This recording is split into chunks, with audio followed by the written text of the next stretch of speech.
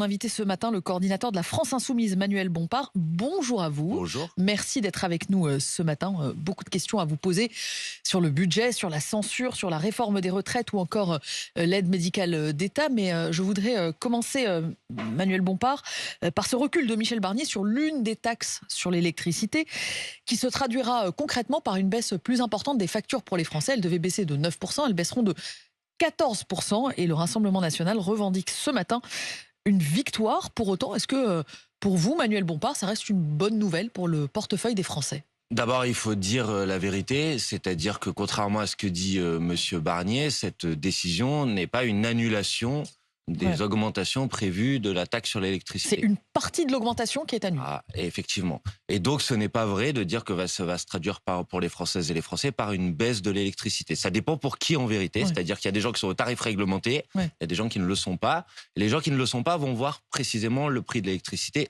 augmenter. Donc ce n'est pas une bonne nouvelle.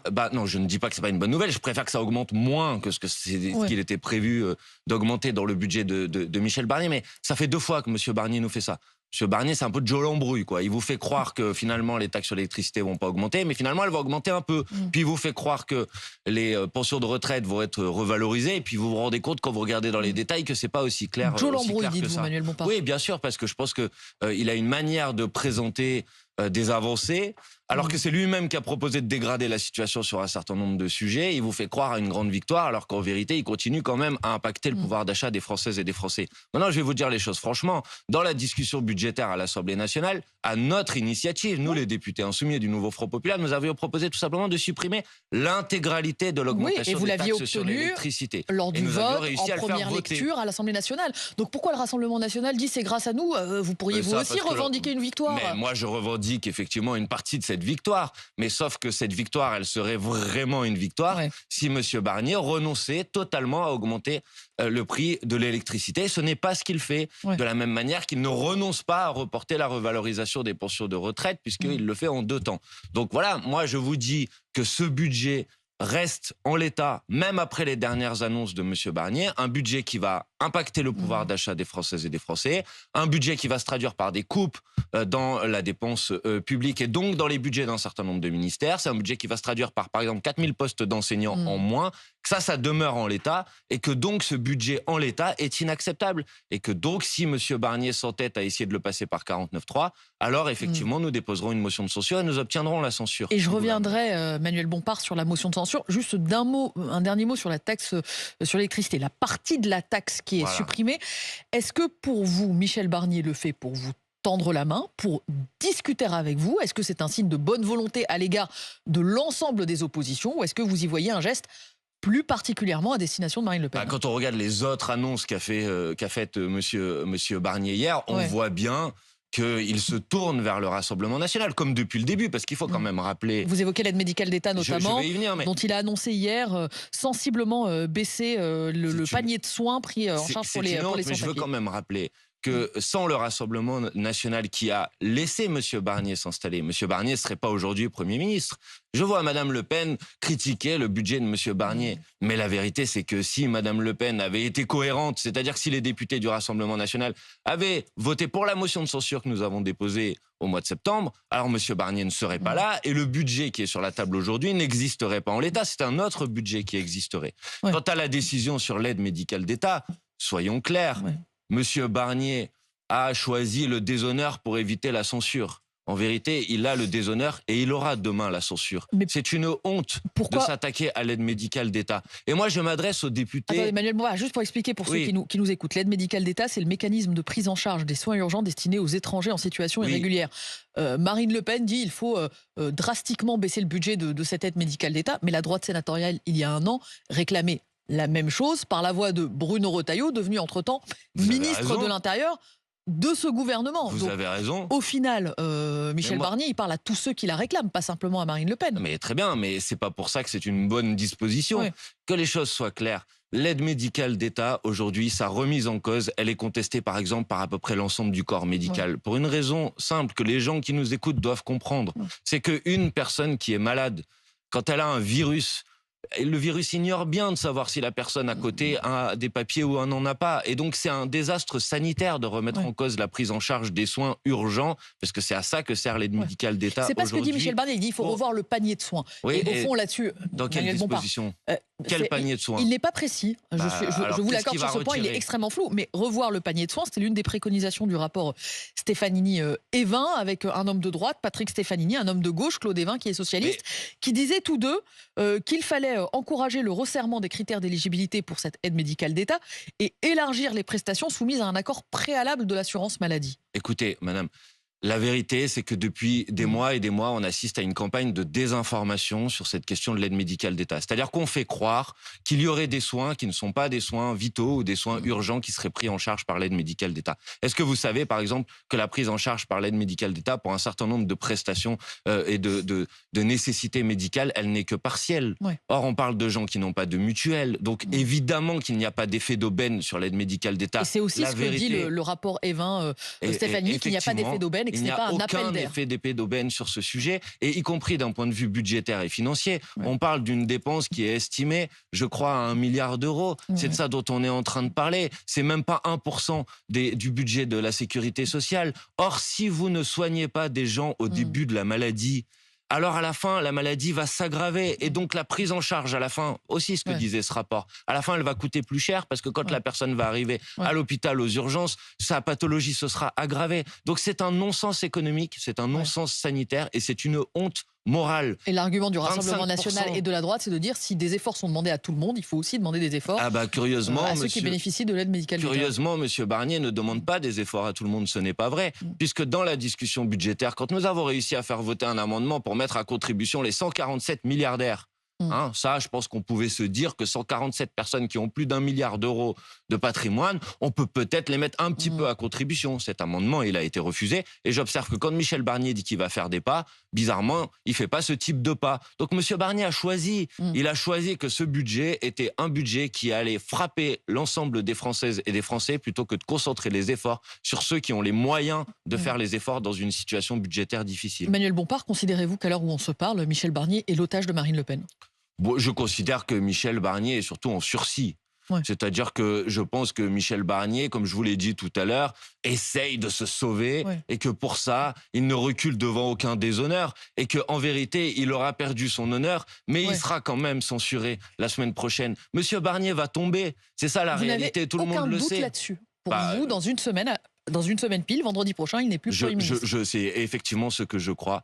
Et d'ailleurs, j'observe qu'il a beau dire qu'il fait des gestes, des pas. En face, Madame Le Pen continue à mettre des lignes rouges. Donc si Madame Le Pen et les députés du Rassemblement national ne censurent pas le gouvernement de Michel Barnier, ils auront à nouveau trahi les Françaises et les Français. Emmanuel Bompard, précisément, puisqu'on parle du Rassemblement national, quand vous les voyez s'attribuer des victoires dans le cadre des discussions budgétaires, est-ce que vous avez une forme de regret? Est-ce que vous vous dites, nous aussi, on aurait peut-être pu obtenir quelque chose, ou est-ce que pour vous, le dialogue avec Michel Barnier était de toute façon impossible? Et j'anticipe un peu votre réponse parce que vous l'avez évoqué en parlant de cette taxe sur les milliardaires. Pour vous, il n'y avait aucune possibilité de dialogue, d'inflexion de la part de Michel Barnier envers la gauche. C'est ce que je constate. Monsieur Barnier ne fait aucun pas, aucun geste, ne reprend aucune des dispositions. Alors quand même que je veux préciser, nous sommes dans une démocratie parlementaire. Ce que je veux préciser, c'est que les amendements dont je suis en train de vous parler, ils ont été votés par une majorité des députés. L'inflexibilité ne vient pas de votre part, vous dites ça repose sur les épaules de Michel Barnier. Évidemment, écoutez, nous on a accepté quand même un exercice, c'est qu'on est parti de la copie budgétaire de Michel Barnier, et y compris des contraintes budgétaires qu'il a mis sur la table. Il a dit qu'il faut faire 60 milliards d'euros d'économies. Qu'est-ce qu'on lui a proposé? On lui a proposé un budget dans lequel on faisait rentrer 75 milliards d'euros de recettes nouvelles. C'est ça la proposition à la fin du débat budgétaire. 75 milliards d'euros de recettes nouvelles. On avait les 60 milliards d'euros d'économies et il nous restait 15 milliards d'euros pour faire les investissements dont on a besoin dans la transition écologique, dans le développement des services publics. Monsieur Barnier et Madame Le Pen, à l'époque quand même, il faut le dire, à l'Assemblée nationale, ont balayé tout ça d'un revers de la main et s'entêtent à faire passer un budget qui fait payer la facture des efforts à faire à tout le monde, à tous les Français, à toutes les Françaises. C'est eux qui vont payer le prix de ce budget. Et en plus, ce budget est un désastre économique à venir. Il y a un rapport de l'OFCE, qui est l'Observatoire des conjonctures économiques, qui dit que ce budget se traduira par une baisse de la croissance de la moitié. de 0,8 points. Sur les conséquences sur l'économie, on les a déjà, Manuel Bompard, avec la CGD qui anticipe 250 plans sociaux en préparation et jusqu'à 200 000 emplois menacés. Est-ce que, précisément dans ce contexte, un gouvernement faible, un gouvernement démissionnaire, un gouvernement censuré, pas de budget, est-ce que ça ne fragilise pas encore davantage l'économie française? Non, d'abord, vous avez raison de dire qu'on a des annonces et des plans de suppression d'emplois aujourd'hui qui se multiplient, et ce sont des milliers, des dizaines d'emplois, des dizaines de milliers d'emplois qui sont menacés. Et qu'à chaque fois, on est à peu près dans les mêmes cas de figure. Ce sont des entreprises qui font des bénéfices, qui versent des dividendes aux actionnaires, qui ont touché de l'argent public et qui licencient des salariés. Maintenant, je voudrais quand même corriger, parce que depuis le début de la semaine, on assiste comme d'habitude à une manière, à des discours catastrophistes. Si le gouvernement de Michel Barnier tombe, son budget tombe aussi. Mais il y a tout à fait la possibilité d'avoir un nouveau gouvernement avec un nouveau budget. Un nouveau gouvernement qui, par Lucie Castet? Pourquoi pas, un gouvernement du nouveau Front populaire. Vous y croyez encore? Emmanuel Macron appelant Lucie Castet, lui confiant les clés de Matignon. Je vois bien que M. Macron est prêt à peu près à tout, sauf à nommer le nouveau Front populaire. Mais je vous dis que le respect du résultat des dernières élections législatives, dans lequel le nouveau Front populaire et la coalition qui est arrivée en tête, devrait effectivement conduire à nommer un gouvernement du nouveau Front populaire. Et la candidate que le nouveau Front populaire a choisie pour cela, c'est Mme Castet. Mais tout le monde n'est plus d'accord sur ce point. Manuel Bompard, vous en convenez. Olivier Faure dit ne pas être sûr que le président appellera Lucie Castet. François Hollande dit ça n'existe plus. François Hollande, hier, si vous l'avez écouté, il considère même, il va plus loin. François Hollande, il n'y a pas de majorité pour qu'un Premier ministre issu des rangs du nouveau Front populaire puisse être désigné. J'ai bien vu. Manuel Bompard, il est plus lucide que vous, François Hollande? Non, je crois que François Hollande a réussi pendant quelques semaines à faire mine qu'il portait le programme du nouveau Front populaire. Et de mon point de vue, il revient et il remet en cause les engagements qu'il a pris devant les électrices et les électeurs. Je trouve ça extrêmement... Oui, mais je trouve ça problématique d'un point de vue démocratique. Vous ne pouvez pas défendre pendant une campagne électorale. En tout cas, je crois que c'est une trahison du mandat que les électrices et les électeurs de sa circonscription lui ont donné. Effectivement. Maintenant, oui, je vous dis, je pense qu'il y a la place pour un autre gouvernement, un gouvernement du nouveau Front populaire qui mettra en place une autre politique. Et cette autre politique, on en a fait la démonstration pendant le débat sur le budget à l'Assemblée nationale, qu'elle est sérieuse, qu'elle est crédible, qu'elle est financée et qu'elle nous permettrait enfin de répondre aux grandes priorités qu'on a devant nous. Je voudrais dire un mot là-dessus quand même. Le budget de Michel Barnier, il se traduit aussi par des coupes, par exemple, dans les budgets consacrés à la rénovation thermique des logements, à l'écologie de manière générale. On a besoin, on devrait être en train de parler de ça. On devrait être en train de parler de savoir comment notre pays fait face à ce qui est le défi majeur du 21e siècle. On ne parle pas de ça, et à la place, on a un budget qui va encore s'en prendre aux Françaises et aux Français. C'est aussi un budget qui prévoit des mesures pour l'installation des agriculteurs, pour les retraites agricoles, qui prévoit l'évolution du barème de l'impôt sur le revenu, et donc sans ce budget, on sait que chaque année. Plus de personnes modestes vont devoir payer l'impôt sur le revenu. C'est aussi un budget qui prévoit des recrutements de policiers et de magistrats. Il y a aussi cela dans le budget. Par exemple, est-ce que vous savez que dans le budget, c'est 5000 postes dans la police judiciaire qui vont être supprimés? Est-ce que vous le savez? Donc vous voyez, vous avez M. Retailleau qui dit il y a un problème dans la lutte contre la criminalité organisée. C'est vrai, il y a un problème dans la lutte contre la criminalité organisée. Ceux qui sont en charge de la lutte contre la criminalité organisée, c'est en particulier les policiers et la police judiciaire de manière générale. Les agriculteurs qui se mobilisent en ce moment, Manuel Bompard, qui rappelle encore à des rassemblements les 9 et 10 décembre. Parlons des agriculteurs, si vous voulez. Les agriculteurs, ils se mobilisent en particulier sur deux sujets. Faire en sorte qu'ils ne soient pas livrés à une concurrence déloyale. Ça, c'est le Mercosur. Le Mercosur, mais on a de multiples accords de libre-échange qui ont été votés par les macronistes, par la droite, parfois même par l'extrême droite. Et de l'autre côté, ils demandent d'avoir un revenu décent, c'est-à-dire la possibilité de vivre de leur production. Je vous rappelle que l'année dernière, à l'Assemblée nationale, nous avons réussi à faire adopter une proposition de loi pour instaurer des prix planchers pour les agriculteurs, pour pas que la grande distribution vienne acheter en dessous du prix de production. Même Emmanuel Macron avait dit il faudra des prix planchers. Et on en est où? Ça, c'est pas dans le budget, vous êtes d'accord, Naïla Latrousse? Non, pourtant, c'était il y a un an. Pourquoi ça n'a pas bougé sur ce sujet? En janvier, s'il y a un gouvernement, donc c'est malhonnête de venir nous dire que c'est ce budget qui va répondre à la crise agricole, pas de votre part. Mais j'ai entendu le ministre du budget venir nous dire si vous acceptez pas ce budget, à la fin, ça va être la catastrophe. Je pense que si on accepte ce budget, à la fin, ça va être la catastrophe. Manuel Bompard, j'aimerais qu'on revienne sur ce qui s'est passé hier dans les travées de l'Assemblée nationale avec 2 députés qui ont failli en venir aux mains. Qu'est-ce qui s'est passé précisément? On a entendu tout depuis hier, les collègues de ce député dire oui, mais c'est parce qu'il subit un harcèlement et qu'il reçoit des menaces jusqu'à son propre domicile. Vous accusant d'ailleurs aussi un peu d'électriser les débats, de tendre les discussions à l'Assemblée au point que certains craquent. Bah écoutez, ce qui s'est passé, je crois que vous êtes en train de le passer à l'antenne. Ouais. Il y a une vidéo qui vous montre les choses précisément. Ce qui s'est passé, c'est que un député Vous étiez dans l'hémicycle. un député du MoDem, soutien du gouvernement, a essayé de s'en prendre physiquement, d'abord à un député socialiste, et puis après à un député insoumis. Voilà ce qui s'est passé.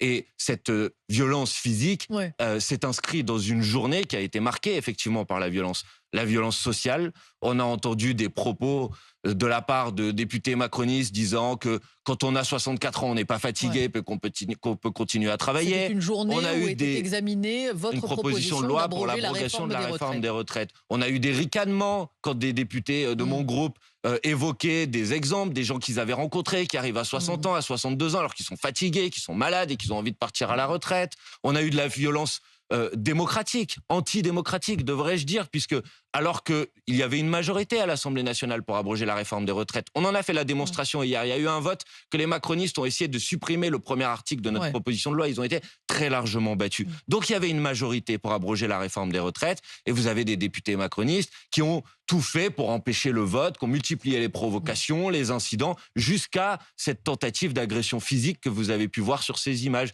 C'est tout simplement scandaleux. A échoué par conséquent à abroger la réforme des retraites. Est-ce que vous considérez avoir perdu une bataille ou une guerre ? En gros, si je pose la question différemment, vous allez continuer à tenter d'abroger cette réforme ? Évidemment que nous allons continuer à abroger cette réforme. Hier soir, jusqu'à minuit, nous avons cherché à faire retirer les amendements de blocage, d'obstruction qui avaient été déposés par les députés macronistes. Mais hier, nous avons fait, comme je vous le disais, la démonstration que cette réforme est minoritaire à l'Assemblée nationale, comme elle est minoritaire dans le pays. Et ce que je peux vous dire, c'est que tôt ou tard, cette réforme sera abrogée. Et de ce point de vue-là, d'ailleurs, le vote qui va avoir lieu la semaine prochaine sur la censure sera aussi un vote contre la retraite à 64 ans. Puisque certains disent que nous aurions pas pu l'abroger dans ce cadre-là, alors ça veut dire que ce gouvernement s'opposera par tous les moyens à l'abrogation de la réforme des retraites d'Emmanuel Macron, et donc il faut le faire tomber. Si le gouvernement tombe, vous en appelez, vous les Insoumis, et vous, Manuel Bompard, à la démission, au départ d'Emmanuel Macron. Vous aviez d'ailleurs même lancé une procédure de destitution à l'été qui est un peu enlisée, je ne vais pas revenir dessus. Ce matin, vous adressez une lettre à Bruno Retailleau, qui est le ministre de l'Intérieur qui organise les élections. Vous lui demandez d'informer les forces politiques des modalités d'organisation d'une présidentielle anticipée. Est-ce que vous ne mettez pas la charrue avant les bœufs, Manuel Bompard ? Parce que pour l'instant, ôtez-moi d'un doute, mais à aucun moment Emmanuel Macron n'a esquissé le début de commencement de scénario où il démissionne. Bah écoutez, moi j'ai vu cette semaine en particulier se multiplier des prises de position, pas uniquement issues de mes rangs d'ailleurs. Oui, Jean-François Copé à droite, j'ai entendu Charles de Courson dire la seule solution pour sortir d'une situation qui est une situation de blocage que le président de la République lui-même a constituée en prenant la décision de dissoudre l'Assemblée nationale, c'est son départ. À partir de ce moment-là, il est normal que les forces politiques qui ont un rôle reconnu dans la Constitution dit les forces politiques concourent à l'expression du suffrage. Il est normal que les formations politiques soient informées de quel serait le calendrier, les modalités d'une élection présidentielle. Bruno Retailleau de vous dire comment ça se passe écoutez, la Constitution, elle dit une chose très simple sur ce sujet. Elle dit une élection présidentielle anticipée doit se tenir, si elle se tient, dans un délai entre 20 et 35 jours. Je lui demande comment ça se passe pour la recherche des 500 parrainages qui sont nécessaires pour présenter des candidats, comment ça se passe pour informer les électrices et les électeurs,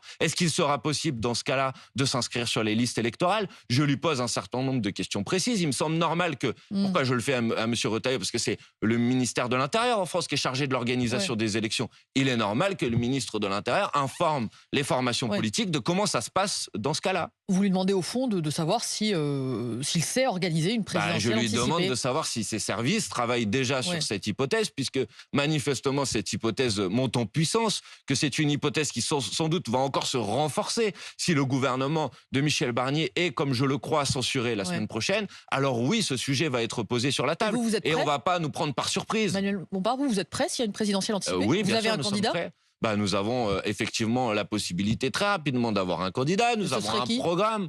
Laissez-nous décider, mais je pense que moi j'ai déjà dit que si l'élection présidentielle anticipée devait se tenir là dans les prochains jours, dans les prochaines semaines, il me semblait évident que Jean-Luc Mélenchon est la personnalité la mieux placée pour être le candidat de la France Insoumise ou de la gauche? Je pense que la France Insoumise pourrait proposer que ce soit le candidat de toutes les formations politiques qui veulent porter une candidature commune à l'élection présidentielle. On a un programme commun. le programme qu'on a défendu ensemble, y compris aux dernières élections législatives. Donc on a tout à fait la possibilité de présenter ensemble un même programme. Et Jean-Luc Mélenchon, c'est le mieux placé. C'est lui qui a fait 22% des voix à la dernière élection présidentielle, qui était il y a un petit peu plus de 2 ans. Donc je pense qu'effectivement, il serait le mieux placé pour cela. Mais oui, bien sûr, nous sommes prêts. En tout cas, nous y travaillons. Et c'est aussi la raison pour laquelle je demande à M. Retailleau ces précisions. 8h52 sur RMC et BFM TV. Merci Manuel Bompard d'être venu à ce micro ce matin. Une prophétie, Michel Barnier ne sera plus Premier ministre la semaine prochaine, ce que vous nous avez dit il y a quelques instants, et une annonce, ce courrier pour demander au ministre de l'Intérieur comment il prépare une présidentielle anticipée si celle-ci devait avoir lieu. On est pour l'instant dans la politique fiction. Mais c'est important de se préparer. Une élection présidentielle, c'est un rendez-vous démocratique majeur. Il faut qu'on sache comment ça pourrait se passer. Manuel Bompard, merci beaucoup. Bonne journée à vous. Merci, bonne journée. Et bonne journée à tous.